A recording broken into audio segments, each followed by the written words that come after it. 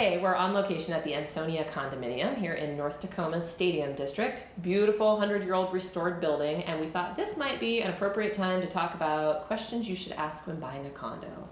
Yeah, a lot of people I think have a dream about condos and lofts. You know, we all watched Friends.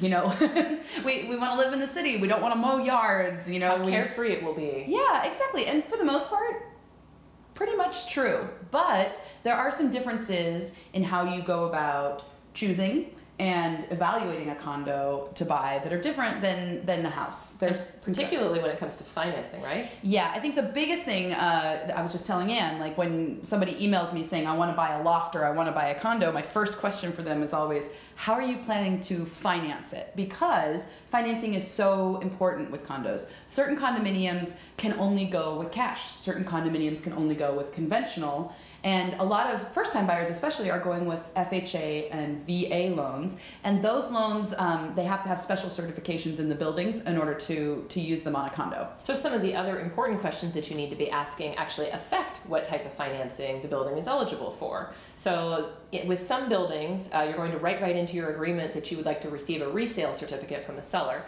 And this is an overview essentially of the building's financial health. It is supposed to include a reserve study.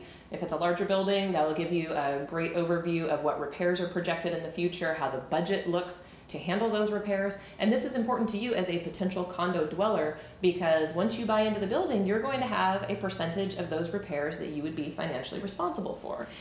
And this brings me to dues. Yes, sure does. When I first got into the business, and I was just like everybody else, like those dues are too high. You know, that's too many dues. But there's a reason they're too high, right? Right, and what I've come to realize after 9 years is that, you know, when the dues are too low, that's because they're not putting away money to fix the roof, do the siding, do repairs and maintenance that need to be done on a building, especially a building like this. Right. You know, there's a lot of things that need to be taken care of.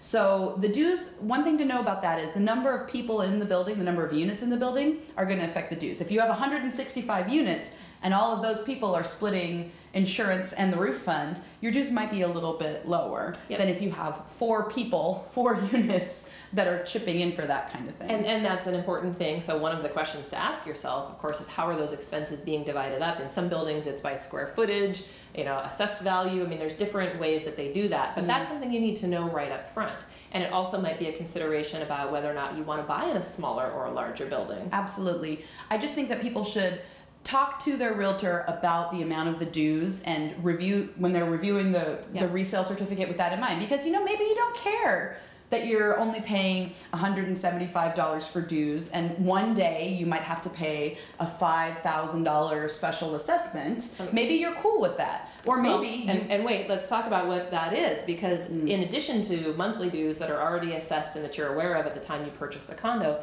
there can be something called a special assessment, which is a lump sum payment essentially, and often it's needed to pay for deferred maintenance, things that come up on the building, a roof leak, you know, something unexpected. If the HOA isn't putting money in the kitty to take care of these things as they come up, then that's when a special assessment comes into play. Now, if you're buying and you've got the resale certificate, for instance, to review, that information should be made available to you there. But this is really where buying a condo varies greatly from buying a house. When you're buying a house, you do your home inspection, you know, you've got everything disclosed to you in the listing. When you're buying a condo, you don't typically get a lot of that information until after you're under contract and you get this resale certificate to review. And so it's really, really important. You should treat reviewing your resale certificate the way that you treat a home inspection on a house. And that being said, you know, having an expert, you know, a real estate attorney or an accountant take a look at that for you, great idea, because we're not accountants, we're real estate agents. Well, but you do want to be sure you're working with an agent who understands these nuances of condos, because it is different. And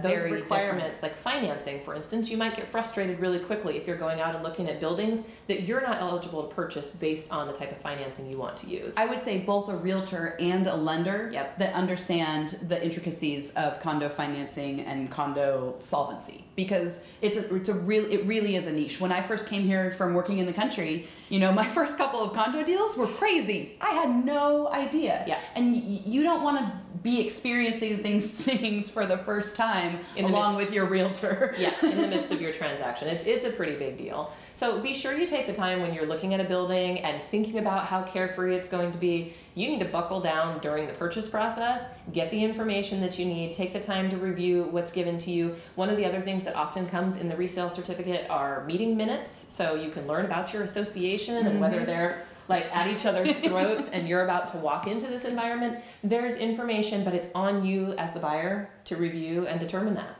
Absolutely. And if it does work out and the numbers look good, it can be sort of that easygoing, city living, urban experience that you're hoping for. No more lawns. The dream. How will I